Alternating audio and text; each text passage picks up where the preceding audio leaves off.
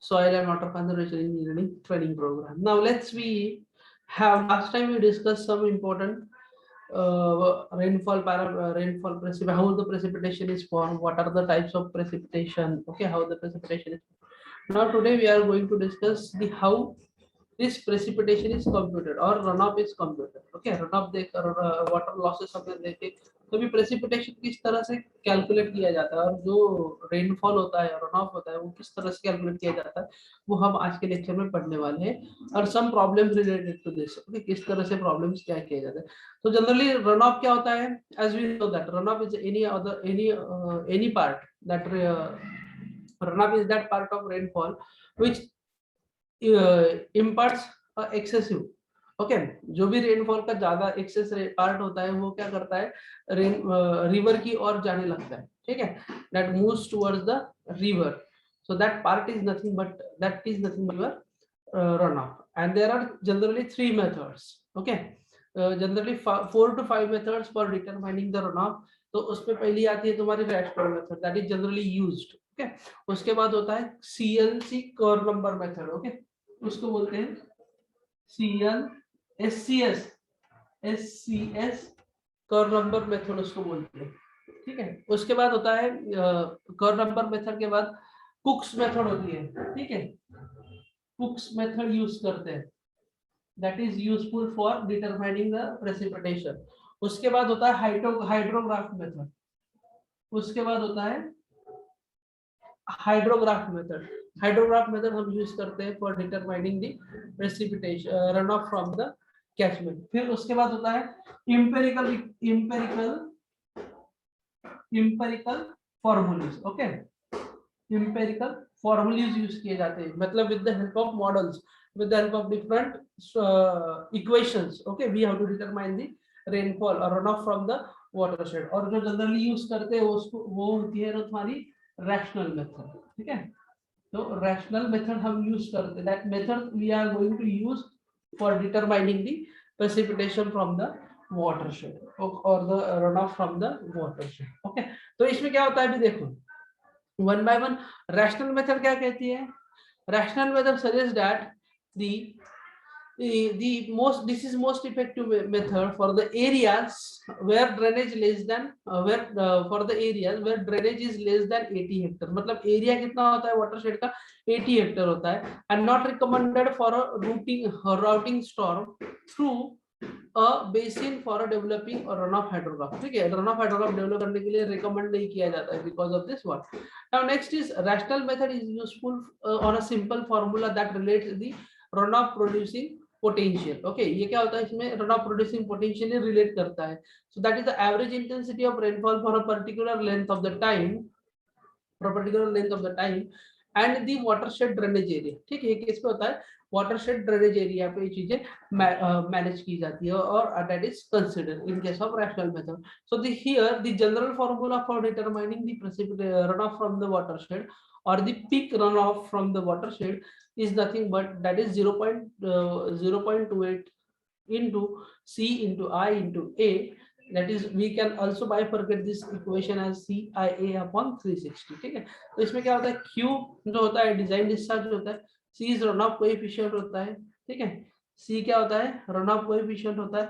उसके बाद I क्या होता है, डिजाइन इंटेंसिटी और the intensity of rainfall for a time duration equal to time of concentration होता है। A क्या होता है, एरिया ऑफ वाटरशेड। ठीक है, वाटरशेड का एरिया होता है, ये जनरल फॉर्मूला है, इस तरह से हम उसको नोट करते हैं। तो अभी देखो इसमें एक एक टर्म इंपॉर्टेंट है, रन ऑफ कोएफिशिएंट क्या होता है और इंटेंसिटी क्या होती है। इंटेंसिटी सबको पता है, it is a fall of rate of rainfall. Okay, उसको हम बोलते हैं intensity. Now here the point is that how to compute runoff coefficient. Runoff coefficient किस तरह से निकाला जाता है, तो रन ऑफ कोएफिशिएंट क्या होता है, it is generally the ratio of runoff to rainfall.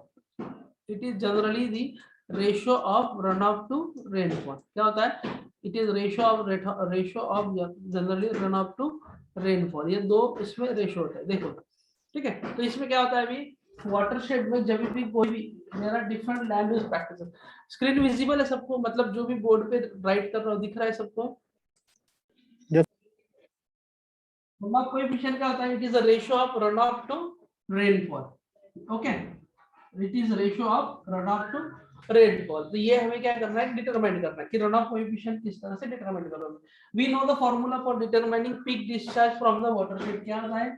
Q is equal to CIA upon 360. ये फॉर्मूला होता है. ठीक है, तो इसमें से पहला फैक्टर हमारा होता है रन ऑफ कोएफिशिएंट. उसको हम क्या करना है? डिटरमाइन करना है. अभी देखो किस तरह से ये डिटरमाइन करोगे. Now here we have a watershed. ये एक वाटरशेड है, उसमें हम डिफरेंट सेक्शन होते हैं. जैसे कि वाटरशेड जब भी हम कंसीडर करते हैं तो डिफरेंट सेक्शन उसमें कंसीडर होते हैं. किस तरह से? ये this is the forest area हो सकता है, ये एग्रीकल्चरल लैंड हो सकता है, और ये बैरन लैंड हो सकता है. ठीक है, बैरन लैंड हो सकता है. तो हमें क्या करना है? व्हाट वी डू, यहाँ पे रेनफॉल होगा. ईच एरिया में कुछ ना कुछ तो रेनफॉल होगा. ओके, इस एरिया में कुछ ना कुछ तो क्या होगा? रेनफॉल होगा. रेनफॉल होने के बाद क्या हो गया? लॉसेस हो गए. ओके, यहाँ पे भी कुछ लॉसेस हो गए, यहाँ पे कुछ लॉसेस होंगे, यहाँ पे कुछ.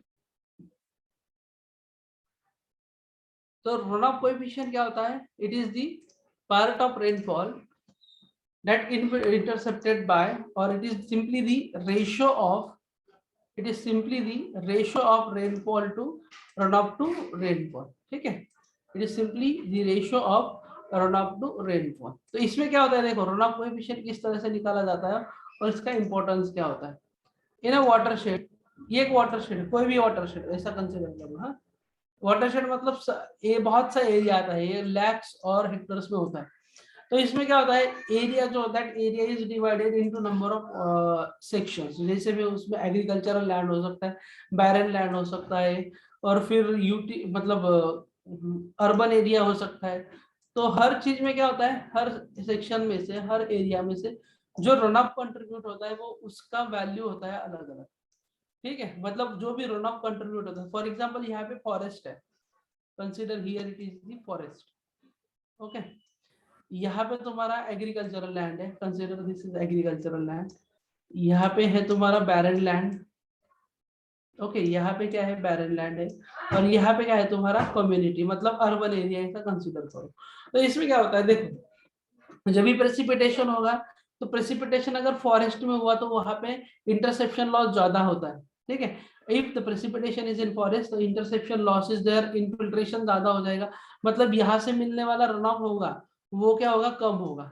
ओके, वो क्या होगा? कम होगा. As precipitation, suppose P is the precipitation and R is the runoff. Okay, इसमें कुछ तो भी रन ऑफ होगा. तो उसी तरह क्या होता है? रन ऑफ कोएफिशिएंट क्या कहता है? Runoff coefficient is nothing but the ratio of runoff to rainfall, that is R upon P. Okay, R upon P मतलब ये फॉरेस्ट एरिया में जितना भी रेन होगा, रेनफॉल होगा. ओके, रेनफॉल होगा और जितना भी रन ऑफ जनरेट होगा, तो वो रेशियो आप ले लो, तो उसको हम बोलेंगे C1.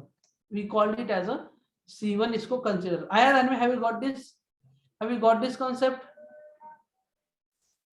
कॉन्सेप्ट ध्यान में आया आपका? रन ऑफ कोएफिशिएंट निकालने के लिए क्या किया जाता है? यस नो कुछ करो. हाँ, ठीक है, ठीक है. उसी तरह से क्या होगा? एग्रीकल्चरल लैंड है. ठीक है, उसी तरह से एग्रीकल्चरल लैंड है, उसमें भी कुछ रन ऑफ होगा, उसमें भी कुछ रन ऑफ होगा, उसका भी उसका रन ऑफ हम मेजर करेंगे. ठीक है, ये जो रन ऑफ होता है इसको हम क्या करेंगे? इसमें से मेजर करेंगे. इसमें इधर भी प्रेसिपिटेशन होगा तो इसको हम मार्क करेंगे C2. mark it as C2. Similarly for your barren land में से भी कुछ रन ऑफ होगा तो उसको हम मार्क करेंगे C3. और ये जो अर्बन एरिया इसमें इससे भी कुछ क्या होगा? रन ऑफ क्या होगा? जनरेट होगा, तो इसको हम मार्क करेंगे C4. ओके, तो अभी सपोज ये C4 हो गया. अभी यहाँ पे फॉरेस्ट का एरिया कुछ ना कुछ तो होगा तो उसको हम मार्क करेंगे A1. इसी तरह एग्रीकल्चर का भी एरिया, एग्रीकल्चर लैंड का अंदर कुछ एरिया होगा वो मार्क करेंगे, that is A2. Barren land के अंदर भी कुछ एरिया होगा कि पर्टिकुलरली 100 हेक्टर एरिया में से 30 हेक्टर एरिया बैरन लैंड का है, 40 हेक्टर एरिया फॉरेस्ट का है. ठीक है, तो इस तरह से हम क्या करेंगे? इसको मार्क करेंगे. अर्बन में भी कुछ ना कुछ तो एरिया होगा, तो इसका क्या करेंगे? हम वेटेड कोएफिशिएंट लेंगे. ओके, इसको हम क्या करेंगे? वेटेड रन ऑफ कोएफिशिएंट ले लेंगे. तो वेटेड रन ऑफ कोएफिशिएंट क्या होता है? देखो, it is calculated here, the formula is that CW इसको रिप्रेजेंट किया जाता है, इसमें हम लेते हैं C1A1, इसमें हम लेते हैं C1A1 plus C2A2 plus C2A2 plus C2A2 plus C3A3 plus C3A3 up to n। Okay, अभी यहाँ पे 4 तक लिया है मैंने, तो 4 तक हम लिखते हैं। अगर if you go for n times तो इट इज C4A4। ओके, ये होता है C4A4 डिवाइडेड बाय ये टोटल एरिया, ठीक है, that is A1 plus A2, A1 plus A2 plus A3 plus A4। Okay, ये हो गया आपका run of coefficient of that particular watershed. Have you got this? समझ में आया रन ऑफ कोएफिशिएंट किस तरह से निकाला जाता है? ओके, ये क्या करता है? इंटीग्रेटेड इफेक्ट ऑफ इनफिल्ट्रेशन, ठीक है, infiltration, evaporation, retention, flow routing, interception, all of which affect the peak runoff rate. ठीक है, ये सारी चीजें क्या होती है, जो भी peak runoff rate generate होता है उस पर अफेक्ट करती है। So runoff coefficient varies with the rainfall rate. Okay, जितना रेनफॉल रेट होगा वो उसके हिसाब से रन ऑफ कोएफिशिएंट वेरी होते जाता है।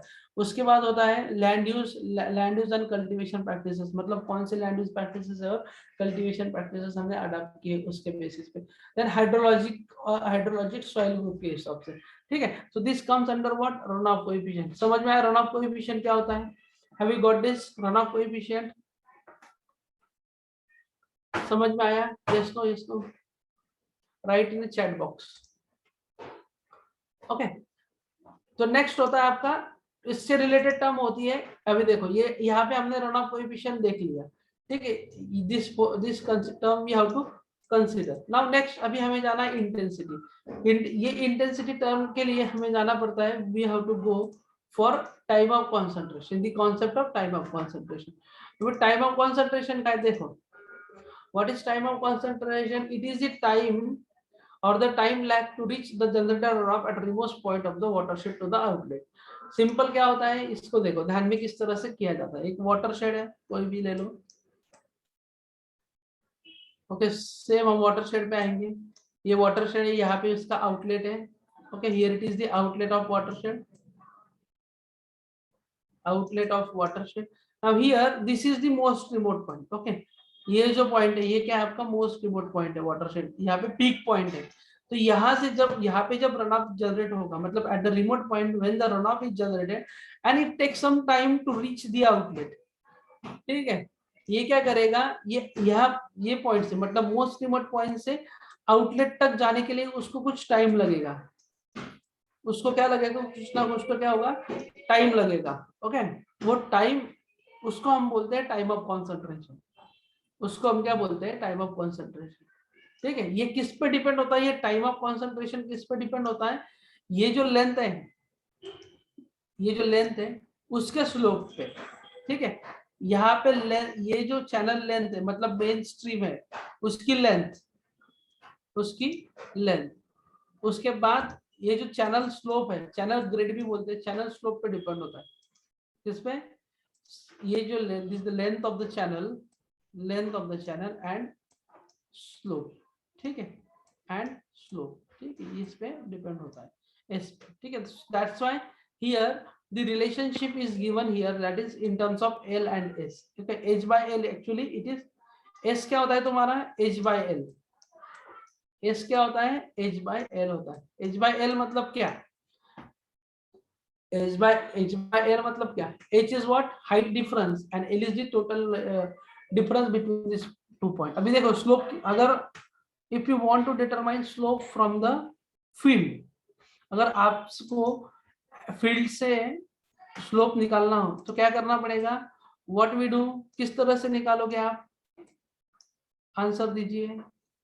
फील्ड में आपको स्लोप निकालना है, मतलब ये फील्ड है, एग्रीकल्चरल फील्ड है, तो यहाँ पे आपको क्या करना है? You have to determine the slope. कैसे, किस तरह से डिटरमाइन करोगे? कुछ आइडिया है? You have any idea about it? Yes no type करो, अगर आइडिया है तो बताओ, नहीं है तो बोलो, हम बोल देंगे आपको हाउ टू डिटरमाइन, किस तरह से कर सकते हैं। वर्टिकल अपॉन हॉरिजॉन्टल डिस्टेंस, कैसे? हाँ, पर वर्टिकल, ओके, वर्टिकल डिस्टेंस किस तरह से निकालोगे? Good Vimalendra, vertical upon horizontal तो किस तरह क्या होता है? देखो,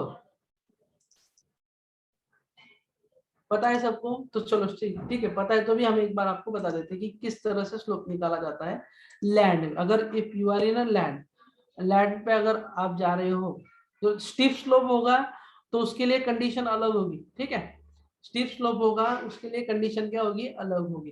तो अगर फ्लैट, रिलेटिवली फ्लैट एरिया है तो उसके लिए स्लोप किस तरह से निकालोगे, देखो अभी, ठीक है। बेसिक, आपको suppose you want to determine slope of this reach, अभी ये रिच तो बहुत बड़ी है, चैनल तो बहुत बड़ा है, तो हम इसको क्या करेंगे, इक्वल पार्ट्स में डिवाइड कर देंगे और डिवाइड कर देंगे क्योंकि हमें एवरेज पार्ट मिलेगा। तो ठीक है, हम छोटे पार्ट के लिए बोलेंगे। तो ये आप क्या करो, सिंपल, यहाँ पे कितना इलेवेशन है, ठीक है, यहाँ पे कितना इलेवेशन है वो मार्क कर दो। For consider here it is the elevation is 3 point something, elevation कितना है, 3 पॉइंट समथिंग है।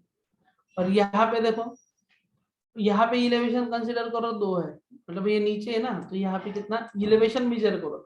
आप डंपी लेवल से मेजर कर सकते हो, किससे भी मेजर कर सकते हो, ओके। तो आप क्या करो इसका, तो ये क्या होता है, स्लोप किस तरह से निकाला जाए, और इसका डिस्टेंस कंसीडर करो 10 मीटर है, consider the distance is 10 unit consider करते हैं, या मीटर करो, कोई भी करो, ठीक है। तो इसके इसमें इसमें क्या किस तरह से निकालोगे, s is equal to what, h by l बोला, s is equal to what, h by l, h by l, ठीक है। h क्या है तुम्हारा, it is the difference, this is h1 and here it is h2, ये तुम्हारा h2 है, तो ये डिफरेंस कितना आएगा 1, 3 minus 2 is equal to 1 divided by length, length कितनी है 10, इनटू में 100 कर देंगे, इनटू में 100 कर देंगे, 100 क्यों, स्लोप परसेंट में मेजर किया जाता है, तो कितना हुआ 10, दैट इज आंसर इज 10%, मतलब लैंड स्लोप कितना है 10%, ठीक है, लैंड स्लोप कितना है 10%। तो इसी तरह से टाइम ऑफ कंसंट्रेशन हम जब निकालते हैं, when we are computing the value of time of concentration, we need to consider the length of the channel and slope of the watershed, ठीक है। So time of concentration is somewhat time related to geographical characteristics of watershed such as watershed slope and length of the main channel, whatever the length of the main channel that we have to consider, and this empirical relation is given in 1940 by Kirpich, okay। Kirpich given this equation, Kirpich ने equation दिया 1940 में, so that is time of concentration is equal to what, 0.0195 into L raised to 0.777 into L by H 0.385, okay। So अभी ये क्या हुआ देखो, if suppose this relation, the relation of time of concentration is inverse with the slope, okay। Time of concentration का slope के साथ relation कैसा है, इनवर्स है। इनवर्स मतलब क्या है, देखो अगर टाइम ऑफ कंसंट्रेशन मतलब स्लोप ज्यादा है तो टाइम ऑफ कंसंट्रेशन कैसा होगा, कम होगा, ओके। टाइम ऑफ कंसंट्रेशन कैसा होगा, कम होगा। अगर स्लोप ज्यादा है तो टाइम ऑफ कंसंट्रेशन कैसा होगा, कम होगा, ठीक है। अगर स्लोप कम है तो टाइम ऑफ कंसंट्रेशन कैसा होगा, ज्यादा ज्यादा लगेगा, मतलब टाइम टू रीच आउटलेट, जो भी रन ऑफ होगा उसको रीच करने के लिए टाइम क्या होगा, बहुत कम लगेगा, ठीक है। ये h1 माइनस h2 कैसे आया, देखो एक लैंड स्लोप है, यहाँ पे इलेवेशन हम मार्क करते हैं, ओके, हाइट बोलते हैं इसको, h1 दिस इज h2, ठीक है। ये लोअर पॉइंट की हाइट है और ये नीचे वाली हाइट है, तो कंसीडर यहाँ पे हाइट 3 मीटर है। हाइट किस तरह से मेजर करते हैं, इलेवेशन किस तरह से मेजर करते हैं, सबको पता है, डंपी लेवल हम यूज करते हैं, we are using the dumpy level, okay. और यहाँ पे 2 होता है, ठीक है, यहाँ पे इसका रीडिंग कंसीडर करो, यहाँ पे 2 आया, मतलब आपने डंपी लेवल लिया, सेटअप किया और 2 पॉइंट के एलिवेशन ले ली, आपको मिल गया एक पॉइंट, हायर पॉइंट 3 वाला मिल गया और लोअर पॉइंट 2 मीटर वाला मिल गया। तो आप सिंपली क्या करो, h1 माइनस h2 कर डालो, तो डिफरेंस, और इसका डिस्टेंस जो है, इसका डिस्टेंस जो है उसको हम कंसीडर, ये डिस्टेंस 10 मीटर है, ये कंसिडर डिस्टेंस कितना है 10 मीटर है, तो उसको क्या करेंगे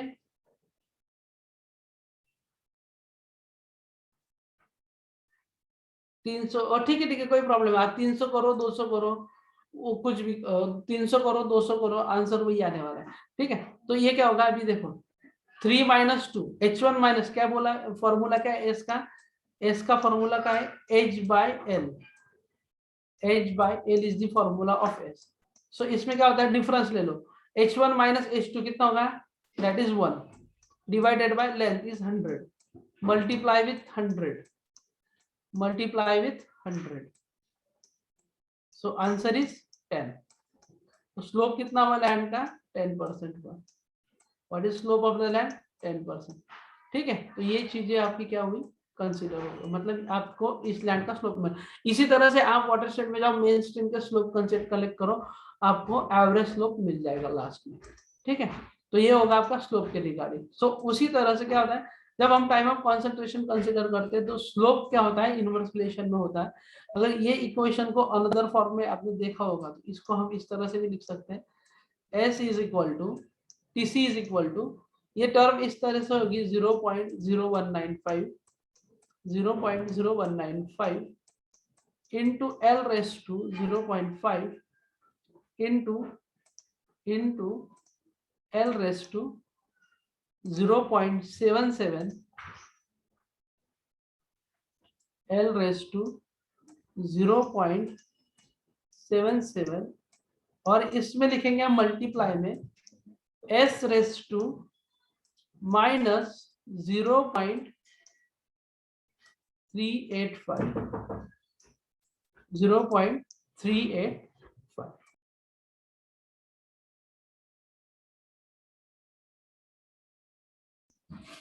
ठीक है, तो इसको हम इस तरह से मार्क करेंगे। तो S माइनस में क्यों आया यहाँ पे ये टर्म माइनस में क्यों है because this term is in denominator.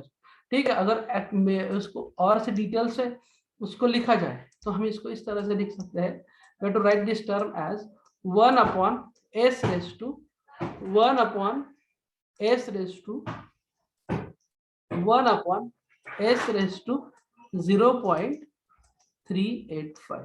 ठीक है, इस तरह से किरपिच ने इंपेरिकल रिलेशन दिया। समझ में आया? Have you got this empirical relationship of the Kirpich time of concentration. Time of concentration क्या होता है जो रिमोट पॉइंट होता है जो मोस्ट रिमोट पॉइंट होता है वहां से और आउटलेट में क्रोनॉफ को आने में जो टाइम लगता है उसको हम बोलते हैं टाइम ऑफ कंसंट्रेशन। ठीक, और ये डिपेंड करता है दो कैरेक्टरिस्टिक्स के।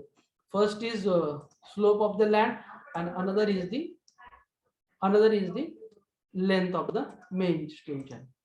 Now next is intensity duration relationship. Okay, जब भी हम when we are computing the peak runoff from the watershed, जब भी हम watershed में से peak runoff rate निकालते हैं with the help of rational method, तो वहां पे हमें क्या करना पड़ता है ये जो टाइम ऑफ कॉन्सेंट्रेशन होता है ओके ये जो टाइम ऑफ कॉन्सेंट्रेशन होता है उसकी इंटेंसिटी जो मतलब ये इक्वल होता है equal to the time rainfall intensity okay occurring in a particular time in a time duration t।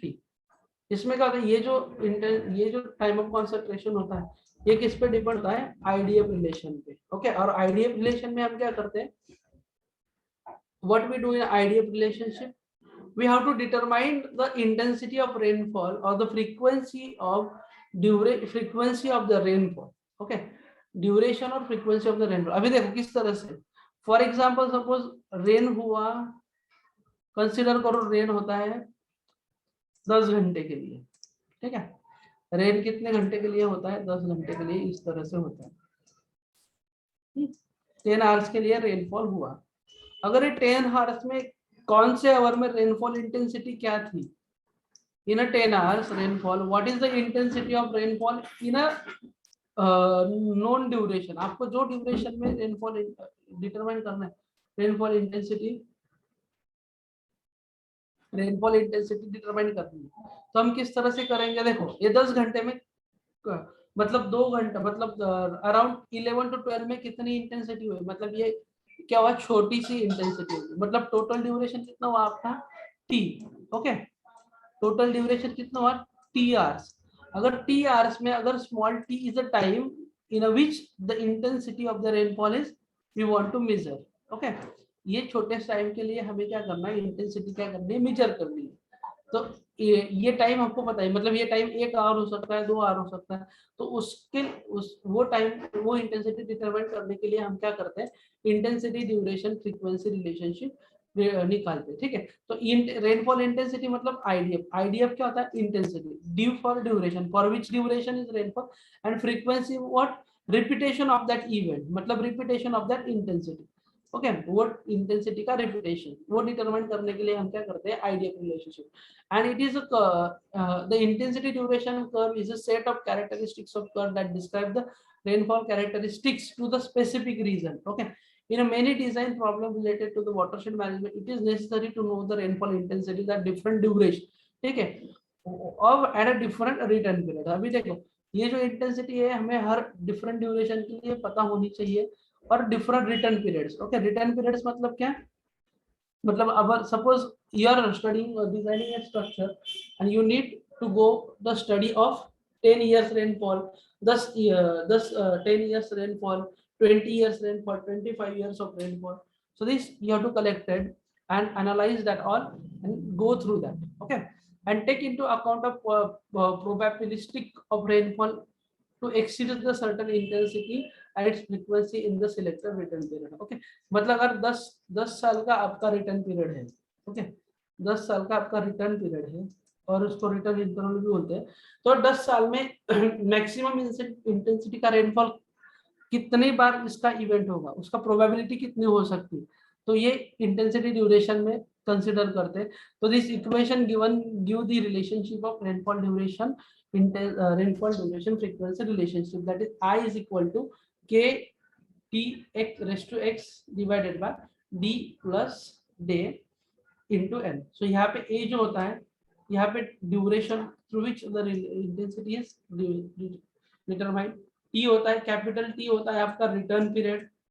Okay, capital क्या होता है, रिटर्न पीरियड, और ये जो कैपिटल डी होता है ड्यूरेशन ऑफ स्टॉक। ठीक है, मतलब total duration of torque 10 hour में, suppose you want to determine intensity for 2 hours. Okay, 10 hour में से 2 आवर्स की आपको क्या निकालनी है, इंटेंसिटी निकालनी है। तो उसके लिए आपको क्या फॉर्मूला यूज करना पड़ेगा, इंटेंसिटी ड्यूरेशन फ्रीक्वेंसी रिलेशनशिप। तो अभी इसमें के, एक्स और ये जो एन है, ये कांस्टेंट टर्मिनोलॉजी है depending upon the geographical location of the particular area. जो भी एरिया होगा उसके ज्योग्राफिकल लोकेशन के बेस पे डिपेंड होता है। ठीक है, तो ये आइडियल रिलेशनशिप आ गया। तो इस तरह से हम क्या कर सकते हैं, एवरेज इंटेंसिटी निकाल सकते हैं ड्यूरेशन की, इंटेंसिटी ड्यूरेशन फ्रीक्वेंसी कर्व के हिसाब से। तो ये रिटर्न पीरियड होता है 100 ईयर, 100 ईयर, 10 ईयर्स। तो बेस्ड ऑन दैट अगर ड्यूरेशन आपको निकालना है, सपोज आपको ये ड्यूरेशन के लिए इंटेंसिटी निकालनी है for a 10 years return period, तो यहाँ पे जो भी एवरेज इंटेंसिटी होगी वो आपको क्या मिलेगी, यहाँ पे मार्क करनी पड़ेगी, that is in mm per hour. ठीक है, इंटेंसिटी ही mm पर आवर में तो यहाँ पे मिल जाती है। ठीक है, ये आइडिया की रिलेशनशिप होता है। जब भी हम रन ऑफ कोएफिशिएंट डिटरमाइन करते हैं तो हमें ये चीज कंसीडर करनी पड़ती है। Now here some based on the study and based on the experiments, this method has some limitations. This method has some limitations. So first limitation is that this assumption is that the drainage basin characteristics are fairly homogeneous. मतलब जो भी characteristics होगी drainage basin की, मतलब watershed की, okay, drainage basin और catchment area जो भी होगी उसकी कैरेक्टरिस्टिक्स कैसी होगी, होमोजीनियस। ओके, मतलब somewhat similarity, and this is less accurate for greater area. ज्यादा एरियाज के लिए ये मेथड बहुत कम एक्यूरेट होती है, and it not recommended for drainage areas larger than 80 Hector. अगर 80 हेक्टर से ज्यादा एरिया होता है तो वहां पे ये रिकमेंड नहीं की जाती है। And only output from rational method is peak discharge. इससे क्या होता है, ओनली पीक डिस्चार्ज हमें मिलता है। ठीक है, and average rainfall intensity is used in this formula. Okay, have no time sequence relation to actual rainfall pattern during the storm. Okay, जब भी रेनफॉल होता है और जब भी स्टॉर्म होता है तो वहां पे इंटेंसिटी क्या होती है, अलग अलग होती है। ऑब्वियसली ना, अगर 24 घंटे रेनफॉल हो रहा है या 10 घंटे रेनफॉल हो रहा है तो 10 घंटों में रेनफॉल यूनिफॉर्म नहीं होगा, there is must variation. So this method is use average value of rainfall intensity. मतलब क्या होगा, 10 ओवर में सपोज पहले 2 घंटे में रेनफॉल इंटेंसिटी अलग थी, दूसरे अगले 2 घंटे में रेनफॉल इंटेंसिटी अलग थी, अगले 3 घंटे में रेनफॉल इंटेंसिटी अलग थी। तो हम इसमें क्या करेंगे, we simply take the we simply take the average of the total duration of the intensity that occur in a particular time। ठीक है, तो ये होगा आपको limitations of the method। Now here are some important points or some important assumptions that are used for determining the intensity of the rainfall। ठीक है, अभी इसमें कौन सा assumption first है, that is the rainfall duration equal to time of concentration results in a greatest peak। ये एक assumption होता है। अभी देखो, रेनफॉल ड्यूरेशन, जो भी रेनफॉल ड्यूरेशन होता है वो किससे इक्वल होता है, टाइम ऑफ कॉन्सेंट्रेशन से of a result of great for a great peak. अभी ये क्या कॉन्सेप्ट है, ठीक है, एक वाटरशेड एरिया है या इस तरह से, तो यहाँ पे क्या होता है, यहाँ पे रिमोट पॉइंट है और यहाँ से रेनफॉल को आने में टाइम लगेगा, ठीक है ना, टाइम तो लगेगा। तो दिस मेथड अज्यूम दैट जो भी टाइम ऑफ मतलब जो भी रेनफॉल ड्यूरेशन है, ओके, जो भी रेनफॉल ड्यूरेशन है, मतलब जो भी रेनफॉल ड्यूरेशन मतलब जो ड्यूरेशन में स्टॉर्म होता है, मतलब यहाँ पे जो पीक रन ऑफ होता है वो रेनफॉल ड्यूरेशन होने तक यहाँ तक पहुंच जाता है। ये मेथड अज्यूम करती है, पर एक्चुअली में होता क्या है, आउटलेट में ज्यादा रन ऑफ प्रोसेस ज्यादा होती है, ठीक है, रन ऑफ जल्दी जनरेट होके क्या होता है, आउटलेट से बाहर निकल जाता है। रन ऑफ क्या होता है, जल्दी कलेक्ट होके रन ऑफ जनरेट होके आउटलेट से बाहर निकल जाता है, ठीक है। तो ये एक चीज इसमें कंसिडर करते हैं, ठीक है। Have you got this concept, क्या होता है इसमें, ये आउटलेट है, wait a minute, here it is the watershed area. ये वाटरशेड एरिया में क्या होता है, आउटलेट है, आउटलेट के पास जितना भी रेनफॉल होता है वो ज्यादा हो जाता है, ठीक है, ज्यादा होता है और रन ऑफ जल्दी प्रोड्यूस होता है आउटलेट में, ठीक है। ये एक वाटरशेड है, तो इनका कहना है कि what ever run of is generated that in the outlet it is produces and living. Obviously ना, यहाँ से अगर यहाँ से पानी नीचे आ रहा है तो उसको टाइम लगेगा, पर ये मेथड क्या एज्यूम करती है, जब भी रेनफॉल चल रहा है, जो भी स्टॉर्म चल रहा है, वो स्टॉर्म ड्यूरेशन में यहाँ पे जो रन ऑफ जनरेट होगा वो यहाँ तक आ जाएगा, ये कंसिडर करता है, पर ये पॉसिबल एक्चुअली नहीं है। तो यहाँ पे क्या होता है, अगर रेनफॉल हो रहा है तो यहाँ से यहाँ पे जितना भी रन ऑफ जनरेट होगा वो तो वाटरशेड में से निकल जाएगा, यहाँ पे जितना भी रन ऑफ होगा वो क्या होगा, वाटरशेड से निकल जाएगा, और यहाँ पे जो रन ऑफ जनरेट होगा उसको आने में कुछ ना कुछ टाइम लगेगा ही, ठीक है। तो ये मेथड इसमें अज्यूम किया जाता है। Once rainfall even begin, the amount of water flowing out of watershed will begin to increase until the entire watershed is contributed water at the time of concentration, ठीक है। एक बार रेनफॉल चालू हो गया है तो क्या होता है, जो भी अमाउंट होता है रेनफॉल का, एक्सेस ऑफ रन ऑफ का, वो निकल आउट वाटरशेड से बाहर निकलना चालू हो जाता है। तो this consider, but this is not possible. So rainfall intensity is uniform over a duration of a time equal to or greater than the time of concentration। और ये भी कहा, ये भी assume किया जाता है, मतलब जितने भी जो भी ड्यूरेशन होगा रेनफॉल का, वो ड्यूरेशन रेनफॉल में इंटेंसिटी कैसी होगी, यूनिफॉर्म होगी, but this is not possible, ठीक है, दिस इज नॉट पॉसिबल। ये यूनिफॉर्म हो सकती है और ग्रेटर हो सकती है, but this is not possible. So rational coefficient are independent of the intensity of rainfall. ये जो रैशनल कोएफिशिएंट है और दी रन ऑफ कोएफिशिएंट्स है, वो सारे क्या होते हैं, इंडिपेंडेंट होते हैं, okay. So these are some assumptions of the intensity of the rainfall। And also one losses is that this method does not consider the initial losses, okay। Initial losses जो होते हैं वो कंसिडर नहीं करते, जैसे कि ये हो गया तुम्हारा इनफिल्ट्रेशन, इंटरसेप्शन, ओके, ये लॉसेस जो है वो कंसिडर नहीं करते in this method. This is what the assumptions of the rational method। okay, now next we move on to the second method।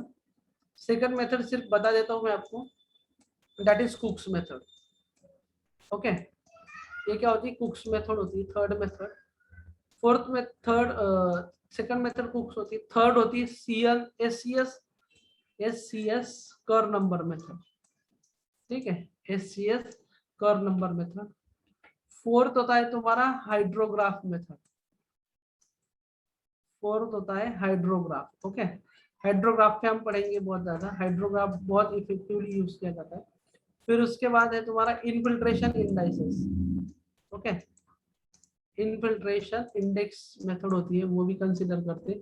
और सिक्स्थ होता है तुम्हारा empirical relationship, empirical relations. Okay, empirical relations मतलब क्या, जो भी मॉडल होगा, a different scientist given their model based on the data, based on the their research. Okay, तो उसको बोलते हैं उसको बोलते हैं इंपेरिकल रिलेशंस। ओके, तो ये जो मेथड्स है, कुक्स मेथड क्या करती है, कुक्स मेथड में 4 कैरेक्टरिस्टिक्स हम कंसीडर करते हैं। In a Cook's method we consider the 4 characteristics features of the watershed, मतलब जो भी वाटरशेड होगा उसके 4 कैरेक्टरिस्टिक्स फीचर्स हम देखते हैं। फर्स्ट होता है आपका इन रिलीफ, ओके, और स्लोप ऑफ द वाटरशेड। उसके बाद सेकंड होता है सॉइल इनफिल्ट्रेशन। ओके, उसके बाद होता है सॉइल इनफिल्ट्रेशन, पहला होता है रिलीफ। उसके बाद होता है आपका soil infiltration, means infiltration rate of soil. Third होता है vegetal cover, vegetal cover. And last वाला होता है सरफेस डिप्रेशन और डिप्रेशन स्टोरेज, उसको हम बोलते हैं। ओके, सरफेस डिप्रेशन और डिप्रेशन स्टोरेज। तो ये 4 फैक्टर जो होते हैं वो कुक्स मेथड में कंसीडर करते हैं। कुक्स मेथड में क्या होते हैं, 4 factor, relief, soil infiltration, vegetal cover and storage, और डिप्रेशन स्टोरेज उसको बोलते हैं। ठीक है, स्टोरेज ऑफ डिप्रेशन, इसको डिप्रेशन स्टोरेज भी आप बोल सकते हैं, डिप्रेशन स्टोरेज भी कंसीडर करते हैं। अभी इसमें क्या होता है, देखो इसमें क्या कंसीडर करते हैं, कोई भी एक वाटरशेड ले लो। ओके, उसके फीचर्स हम स्टडी करते हैं, उसके फीचर्स हम क्या करते हैं, स्टडी करते हैं। इसमें सपोज स्लोप होगा तो एक स्लोप होगा, उसकी कुछ रेंज होगी 5 to 10%, 10 to 60%, 10 to 20%, 20 to 30%। Soil infiltration, soil का टाइप अलग अलग होगा, वो हम कंसीडर करते हैं। Different land use practices that are used, that are adopted in the watershed that we consider, मतलब कौन सी लैंड यूज प्रैक्टिस यहाँ पे अडॉप्ट की गई है वो हम कंसीडर करते हैं। उसके बाद डिप्रेशन स्टोरेज, अगर डिप्रेशन स्टोरेज है मतलब जो भी कोई वाटर लॉस होगा वो है, तो हम क्या करेंगे, वो कंसीडर करेंगे इन कुक्स मेथड। ठीक है, उसके बाद से नेक्स्ट मेथड होती है curve number method. Curve number method क्या कहती है, it based on the characteristics that is retention capacity of the soil.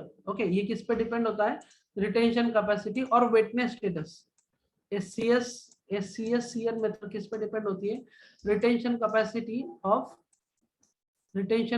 Of soil and antecedent moisture condition और wetness condition of the soil. अभी देखो इस ये मेथड किस तरह से रिटेंशन कंसीडर करती है, एग्जांपल देता हूँ आपको। एक काम करो, एक फनेल लो, put that funnel into bowl, इस तरह से इसको क्या करो, ब्लॉक कर दो। यहाँ पे एक रुई लो, रुई से इसको ब्लॉक कर दो। यहाँ पे एक सॉइल डालो, ठीक है, fill soil here and take 100 ml of water. क्या करो, 100 ml ऑफ वाटर क्या करो, इसमें ऐड करो दो। ठीक है, तो इसमें सॉइल है, यहाँ पे एक बीकर कंसिडर करो, बीकर होगा जो आपको रीडिंग लेगा। इसने आपने क्या किया, 100 ml ऑफ वाटर क्या किया, इसमें ऐड कर दिया। You have to add 100 ml of water in this soil sample and that collected and here you get the only 40 ml of water. Suppose आपको यहाँ पे कितना मिला, only 40 ml of water out of 100 ml, मतलब 60 ml क्या हुआ, 60 ml retain by soil, 60 ml retain by soil. Okay, 60 ml water कितना हुआ, रिटेन किया, किसने रिटेन किया, सॉइल। तो ये इस मेथड पे डिपेंड होती है। तो इस तरह से रिटेंशन कैपेसिटी क्या होती है इसमें की जाती है। तो जनरल फॉर्मूला है सीएन मेथड के लिए, SCS that is CN is equal to what, 2560 m divided by 25.6 plus S. Okay, plus S, ये फॉर्मूला निकालते हैं। ये जो कर्व नंबर है, ये curve number depend upon the geographical location of the watershed, और ये डिटरमाइन किया जाता है सीएन कर्व से। Okay, runoff hydrograph curve से किया जाता है। उससे हम जैसे कि जिस तरह से रन ऑफ कोएफिशिएंट डिटरमाइन करते हैं उस तरह से हम weighted runoff curve number उसका डिटरमाइन करते हैं। और वो कौन से antecedent moisture condition, that is antecedent moisture condition क्या होती है, that is antecedent moisture condition that is it has 3 types. Okay, इसके 3 टाइप्स होते हैं एंटीसीडेंट मॉइस्चर कंडीशन के। Antecedent moisture condition 1, antecedent moisture condition 2 and antecedent moisture condition 3। अभी antecedent moisture condition ये होती है it represents the relative वेटनेस। Okay, ये represent करता है वेटनेस of the status of the soil. Soil का मतलब सॉइल कितना वेट है उसके हिसाब से इसका वेट स्टेटस चेक किया जाता है। It may be lies in first group, second group and third group, and this wetness status depend upon the 4 hydrologic soil groups। Okay, किस पे डिपेंड होता है? 4 हाइड्रोलॉजिक सॉइल ग्रुप। वो सॉइल ग्रुप क्या होते हैं? ए, बी, सी और डी। ठीक है, डी, ये 4 तीनों पे ये क्या होता है? डिपेंड होता है। तो ए में क्या होता है? इनफिल्ट्रेशन रेट कम होता है। इनफिल्ट्रेशन रेट क्या होता है? कम होता है और रन ऑफ पोटेंशियल ज्यादा होता है। और रन ऑफ पोटेंशियल कम होता है, यहाँ पे क्या होता है? Infiltration rate, run of infiltration rate ज्यादा होता है, इनफिल्ट्रेशन रेट इज हाई, तो रन ऑफ पोटेंशियल क्या होता है? लेस होता है। ठीक है, यहाँ केस में क्या होता है? मॉडरेट होता है। बी के केस में क्या होता है? Run of potential, infiltration rate moderate होता है, तो रन ऑफ पोटेंशियल भी क्या होता है? मॉडरेट ही होगा। सी के केस में क्या होगा? इनफिल्ट्रेशन रेट कम होगा, लेस होगा, और run of potential relatively less होगा। ठीक है, रिलेटिवली ज्यादा होगा, रिलेटिवली हाई होगा। और डी के केस में क्या होता है? इनफिल्ट्रेशन रेट बहुत ही वेरी स्लो है, तो रन ऑफ पोटेंशियल कैसा है? इसका हाई है। तो ये कैरेक्टरिस्टिक्स कंसीडर की जाती है वाटरशेड की, और उसके हिसाब से ये कौन से ग्रुप में हो रहा है, मतलब कौन से ग्रुप में, ए और बी ग्रुप में आ रहा है, तो उसके हिसाब से हम एंटीसीडेंट मॉइस्चर कंडीशन कंसीडर करते हैं। तो एंटीसीडेंट मॉइस्चर कंसीडर करने के लिए हमें ग्रुप 2 और antecedent moisture condition AMC, AMC second and AMC 3। Okay, AMC second and AMC 3 generally use किए जाते हैं, रिप्रेजेंट किए जाते हैं, मतलब एंटीसीडेंट मॉइस्चर में। इसके हिसाब से हम एंटीसीडेंट मॉइस्चर कंडीशन 1 निकालते हैं, उसके हिसाब से हम इसका peak runoff rate determine करते हैं with the help of the curve. Okay, उसके बाद देखते हैं हाइड्रोग्राफ मेथड। हाइड्रोग्राफ मेथड क्या कहती है? देखो, what we do in hydrograph method. Hydrograph method का कहना है कि कोई भी वाटरशेड लो, okay, whatever be the watershed, जहां जब भी रन ऑफ प्रोसेस जनरेट हो जाता है, जब भी रन ऑफ चालू हो जाता है, so that watershed, that run of generated from the watershed start living this watershed. ठीक है, ये क्या होता है? ये रन ऑफ, जो भी रन ऑफ होता है वो क्या होता है? बाहर निकलना चालू हो जाता है। तो वो उसमें हम क्या करते हैं? We have to with the help of, यहाँ पे हम क्या करते हैं? मेजर, एक गेज मेजर करते, गेज लगाते। गेज का काम क्या होता है? जो भी फ्लो होगा ये वाटरशेड में से, यहाँ पे क्या करेंगे? बाहर निकलेगा। जो भी वाटरशेड डिस्चार्ज होगा, तो that gauge should record the reading. Okay, that gauge should record the reading of that watershed, how much, what is the velocity of that flow. Okay, मतलब ये जो स्ट्रीम होगी वहां से वाटर बाहर निकलेगा, तो स्ट्रीम का हमें क्या करेंगे? Run off stream, we have to measure the discharge of the stream. Stream का डिस्चार्ज मेजर करेंगे। उस डिस्चार्ज का रीडिंग यूनिट क्या होता है? Metre cube per second. Okay, discharge हम मेजर करते हैं मीटर क्यूब पर सेकेंड में। तो हर घंटे का, मतलब आपने चालू किया फॉर सपोज 12 घंटे का आपको डिस्चार्ज मेजर करना है कि 12 घंटे में वाटरशेड में से कितना डिस्चार्ज हुआ। तो आप इंटरवल लोगे कि 3-3 घंटे के बाद आप रीडिंग लोगे, 0, 3, 6, 9 और 12। ठीक है, तो पहले 0 घंटे में कितना डिस्चार्ज होगा? 0 होगा। उसके बाद 3 घंटे का, उसके 3 घंटे होने के बाद कुछ ना कुछ तो डिस्चार्ज होगा। Consider that discharge is 3 metre cube. Okay, उसके बाद अगले 3 घंटे में कुछ ना कुछ तो होगा, वो रेन डिस्चार्ज होगा 5। उसके बाद 9 घंटे में कुछ तो डिस्चार्ज होगा। कंसीडर अभी मतलब एंडिंग फेज में, तो कुछ consider the discharge is 2 and 12 घंटे के बाद कुछ भी डिस्चार्ज नहीं हुआ। तो इस तरह से रीडिंग्स लेके हम क्या करते हैं? हाइड्रोग्राफ में स्टडी करते हैं। ठीक है, तो ये जो हाइड्रोग्राफ मेथड है, हाइड्रोग्राफ मेथड जनरली यूज करते हैं, क्योंकि क्या होता है? साइमल्टेनियसली यहाँ पे डिस्चार्ज होता है, डिस्चार्ज बाहर निकलते जाता है।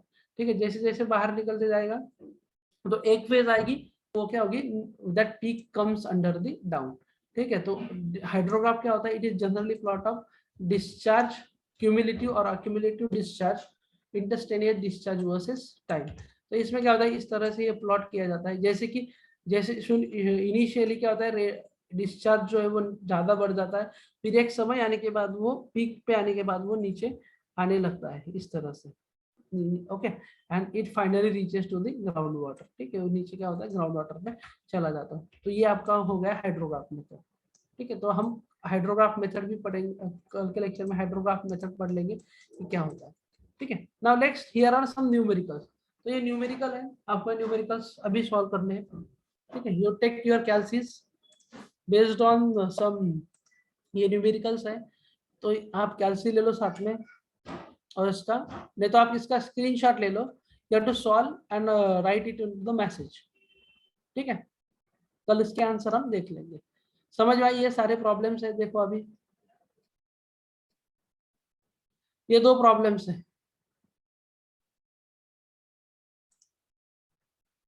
समझ में आया आपको?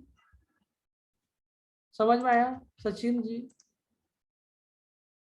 ये प्रॉब्लम्स है, आप इसका स्क्रीनशॉट ले लो। मैं आपको हिंट दे देता हूँ सब प्रॉब्लम्स की। ठीक है, हिंट आपको दे देता हूँ, आप ट्राई टू सॉल्व करो। अब नहीं हुआ तो कल हम सॉल्व करेंगे।